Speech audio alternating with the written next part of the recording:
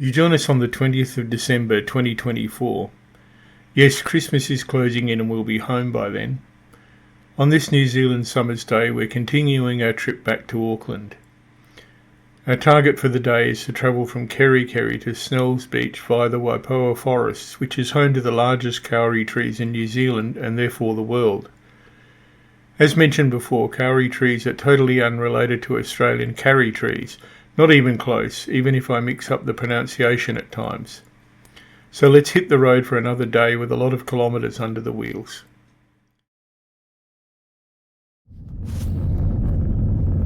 Just had breakfast on our own, on our way. Found the bushes again.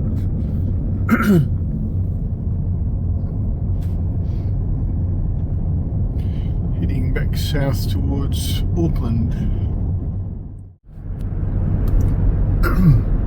There's a reef you could spot from a distance. We head west from Kerikeri, heading towards Somapere.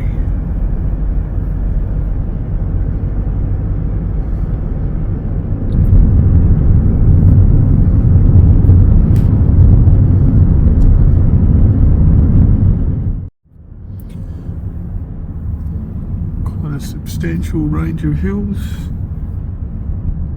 Don't tend to see that so much on the North Island.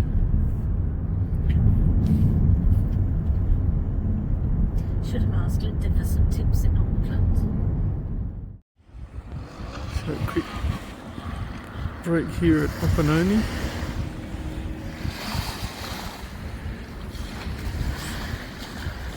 Inlet here. Don't know what the river is, but definitely over on the west coast now.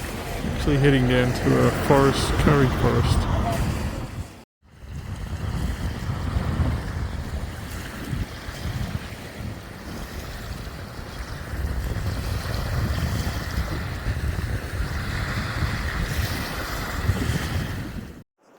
Let's try that again. Didn't have the microphone plugged in.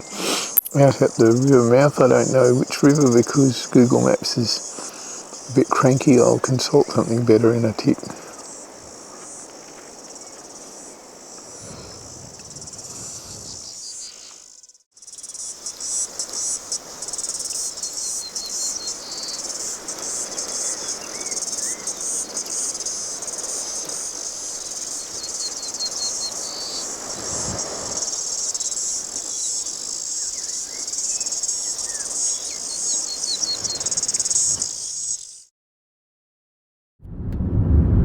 We turn south, heading for the Waipoua Forest.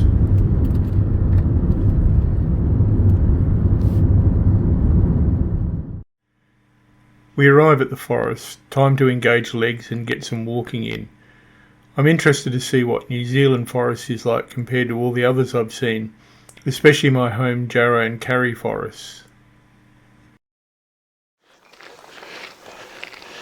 And to have a look at some Kauri forest, the big tree that is normally on available to visit is closed until tomorrow, which is unfortunate, but there you go. So my main interest here is to positively identify which of the trees is actually a Kauri tree. Not a Karri tree, a Kauri tree. Different. So this, I believe from the sign at the base, is a Kauri tree.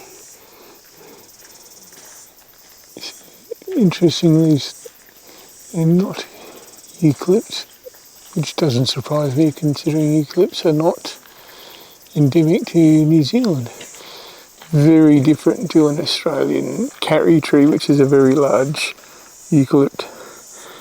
But having said that, the forest itself is very reminiscent of Karri forests as you'd find in the southwest of Western Australia, or even mountain ash, or the forests of Tasmania. Tasmania especially, and Victoria especially, with the tree ferns, which we don't have in WA.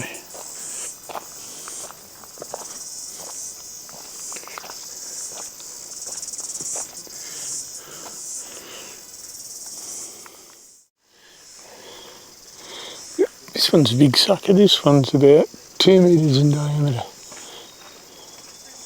Hard to scale on here.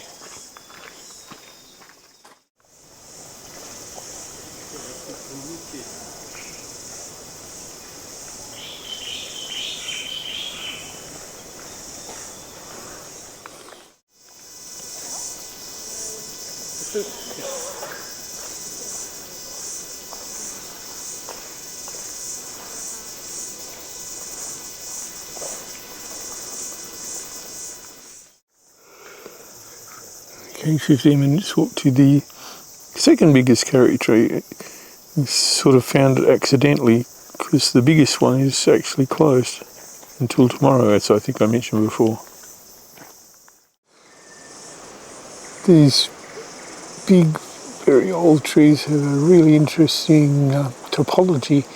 They branch intensively quite low down, even though they're in quite dense forests. They're not the really tall trees like the eucalyptus.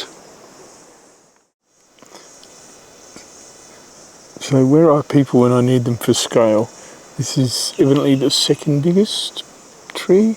I don't know, it may be a bit too early, but it's certainly a whopper.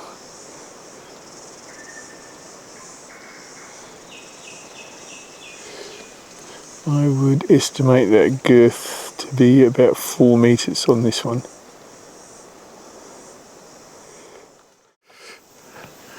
Quite an extensive boardwalk in here. The feeding routes of the Karris are quite shallow, so the boardwalk protects the feeding routes, because evidently trampling the feeding routes can kill the trees, which is not good. That's not what you want.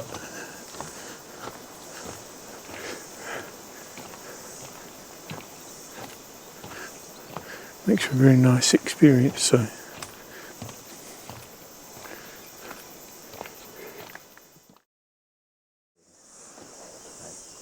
Enjoy the rest of your stay, He guys. stopped. If you have any more questions, I'm in the white truck in the car park. Feel free to stop me.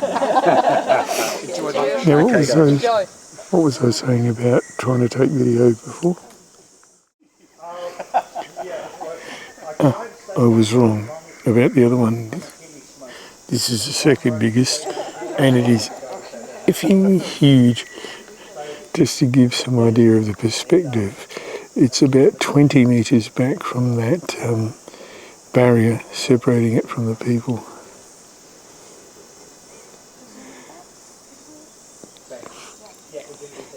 Very big in girth, but not extremely tall, but very impressive.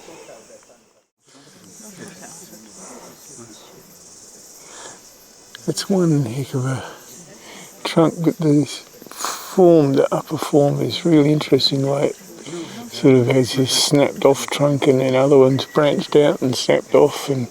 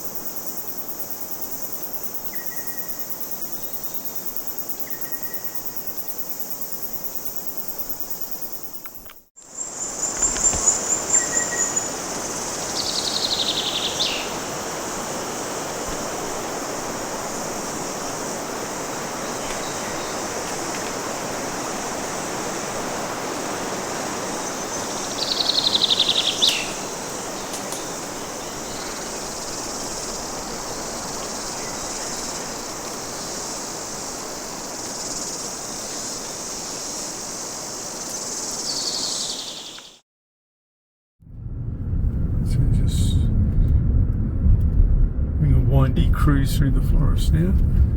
The interesting thing about that little experience is it turns out that Kauri trees are not the ones that I thought they were. So there you go, learn something every day.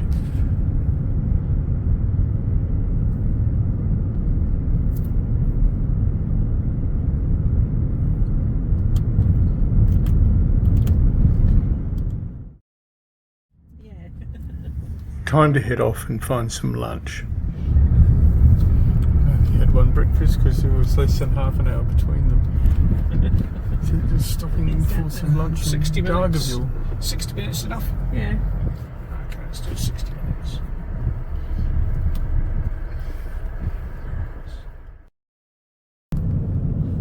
This is the Waipoua Yeah. River, and it seems to have the nickname of the Upside Down River because it's so blasted muddy. Oh, isn't it? It's not blue.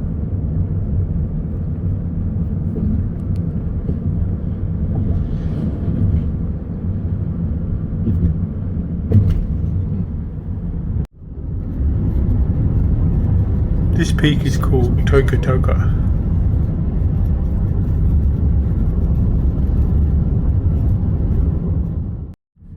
Getting back near the east coast again. So just coming into Snell's Beach, which is our end point for today. And find our accommodation and get settled in. This is Snell's Beach itself. The wind sort of ruined the commentary. Snell's Beach, which I'd actually call Snell's Flat. And after these quite steep deep water of the South Island, it's surprising how much of the coastline here near Auckland is tidal. Well, in fact, surprising how much of the North Island is tidal. No, I don't know why he's taking his windsurfer for a walk. Not enough water, maybe? Look, using the parasailor things, dragging them laboriously up the flat. Tomorrow we do the relatively short drive back to Auckland. You don't need a map for that, but here's one to give me something to talk over. The drive is only an hour or so, so we have other things planned for the day, and you can come along too. Hopefully we'll see you then for a couple of interesting things in Auckland. Until then, keep safe.